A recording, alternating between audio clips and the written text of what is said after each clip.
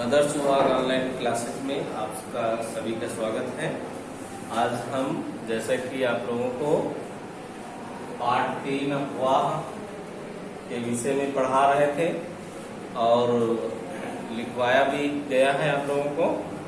आज हम इस पाठ के लास्ट चैप्टर में चल रहे हैं और आज से ये पाठ आपका समाप्त भी हो जाएगा, जिसमें हम इसी पाठ का थोड़ा सा रिवीजन कराते हैं आप लोगों को और जो लास्ट के आपके प्रश्न बचे हुए हैं उनका हम फोटो भेज देंगे। तो हम इसमें देखते हैं, मैंने आपको जैसे झीलें बताए थे, झीलें आपको 2 तरीके की बताई गई थी। एक था प्रकृति निर्मित झीलें और दूसरा मानव निर्मित झीलें। प्रकृति रूपी झीलें में प्रमुख रूप से आपको बताई गई थी, जैसे बुलर झील जम्मू कश्मीर। ये क्यों प्रसिद्ध है? ये मीठे जल की वजह से ज्यादा जानी जाती है, इसीलिए बुलर झील ज्यादा फेमस है। इसी में आपको बताया है सांभर झील। सांभर झील की विशेषता आपको हमने बताया था कि सांभर झील राजस्थान राज्य में है। यहाँ जो भी हम खाने का नमक यूज करते हैं सर्वाधिक मात्रा में इसी झील से बनता है। यानी हमारे देश में जितना भी खाने का नमक है अधिकतम सांभर झील से ही प्राप्त किया जाता है। इसी तरीके आपको डल झील और उड़ीसा की चिल्का झील के बारे में भी चर्चा किया था, जो प्राकृतिक निर्मित झीलें हैं। कुछ झीलें हम आपको बताए थे जो कि मानव निर्मित झीलें हैं, जिनमें प्रमुख रूप से आपको बताए गए थे गोविंद सागर झील, राणा प्रताप सागर, नागार्जुन सागर और हीराकुंड झील।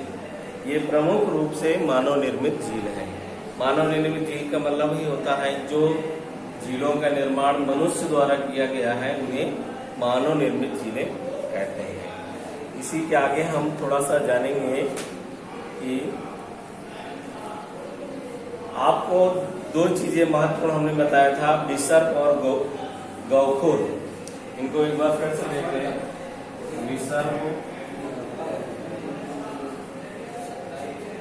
और दूसरा है गौखुर।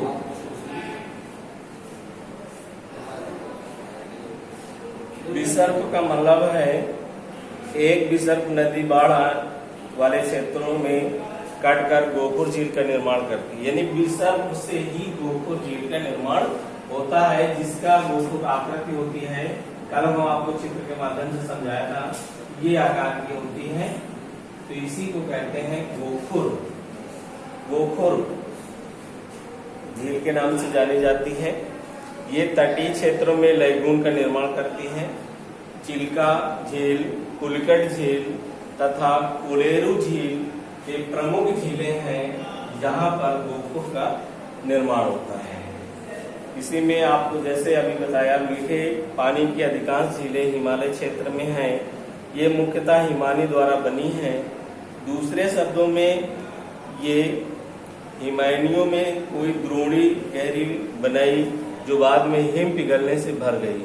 ये किसी क्षेत्र में शिलाओं अथवा मिट्टी से हिमानी मार्ग में बन गए। इसके आपको प्रमुख रूप से आपको जो बताया था जम्मू कश्मीर में ही आपकी बुलर झील और डल झील, 2 झीलें प्रमुख रूप से जम्मू कश्मीर में पाई जाती हैं।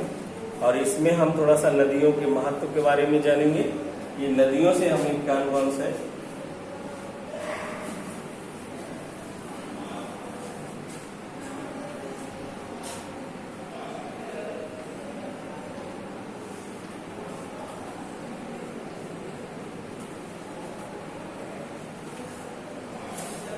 नदियों का महत्व के बारे में समझिए।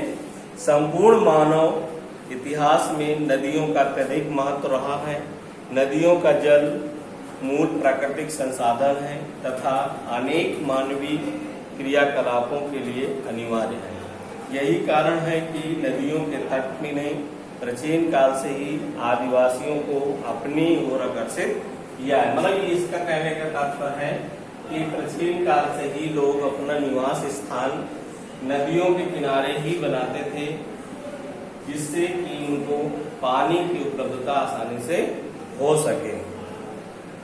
और इसी में अपने राज्य के उन शहरों को एक सूची तैयार करना है जो भारत के अधिकांश राज्य जनसंख्या जी के लिए कृषि पर निर्भर हैं। वहाँ सिंचाई, नौ संचालन, जल विद्युत निर्माण में नदियों का महत्व अधिक है। देखो, जैसे हमारा देश एक कृषि प्रधान देश है, तो हमारे देश की ज्यादातर जनसंख्या यानी 70% जनसंख्या, 1/3 जो जनसंख्या का भाग है, ये हमारे जनसंख्या किसमें कृषि पर आधारित है। और ये कृषि में जो सिंचाई होती है या कृषि में जो अनाज उत्पादन के साधन में प्रमुख जल की भूमिका होती है, प्रमुख रूप से जल की भूमिका होती है, जिसका पर्याप्त मात्रा में हमको जल का जो प्राप्ति होती है वो नदियों द्वारा या नहरों द्वारा ही मिलते हैं। और इसके माध्यम से नदियों की सहायता से जल विद्युत निर्माण हम करते हैं और बड़े बड़े बांध बनाए जाते हैं, जिससे विद्युत का निर्माण और मत्स्य पालन का भी कार्य किया जाता है। इसके परिणाम स्वरूप नदियों से अधिक जल की निकासी होती है तथा आयतन घटता जाता है। दूसरी ओर उद्योग का प्रदूषण तथा अपरिष्कृत कचरे नदी में मिलते रहते हैं। अब इसमें आपका प्रमुख ध्यान देना है कि नदियों से हमें क्या क्या लाभ होता है। सबसे पहली चीज, नदियों के द्वारा कृषि में सिंचाई का कार्य होता है। दूसरा, इससे जल विद्युत निर्माण किया जाता है। तीसरा, नदियों से व्यापार बहुत बड़े पैमाने पर होता है। इस नदियों से यातायात भी होता है, जल यातायात जो समुद्री मार्गों या बड़ी बड़ी नदियों द्वारा भी होता है। इनमें मत्स्य पालन है और तरीके के उद्योग भी संचालित किए जाते हैं। तो ये आपका आज से पार्ट 3 अपवाह समाप्त होता है। आज आप लोगों को इसी से संबंधित कल जो हमने भेजा था उसी के आगे के आज हम ये प्रश्न, किसी देश की अर्थव्यवस्था के लिए नदियां महत्वपूर्ण क्यों हैं और हिमालय तथा प्रायद्वीपीय नदियों के मुख्य अंतर स्पष्ट कीजिए। अगला होगा प्रायद्वीपीय पठार के पूर्व एवं पश्चिम की ओर बहने वाली नदियों में अंतर। और इसका लास्ट होगा अपवाह तंत्र से आप क्या समझते हैं, भारत में कितने अपवाह तंत्र हैं। और इसके जो चित्र हैं, ये चित्र आपको जरूर अपनी फेयर कॉपी भी बनाना है और मैप का हम बनाना बाद में शुरू करेंगे। पार्ट 1 से मैप आपको भरवाना है, जो कि अभी तक नहीं भरवाया गया है। आज की क्लास यही समाप्त होती है। धन्यवाद।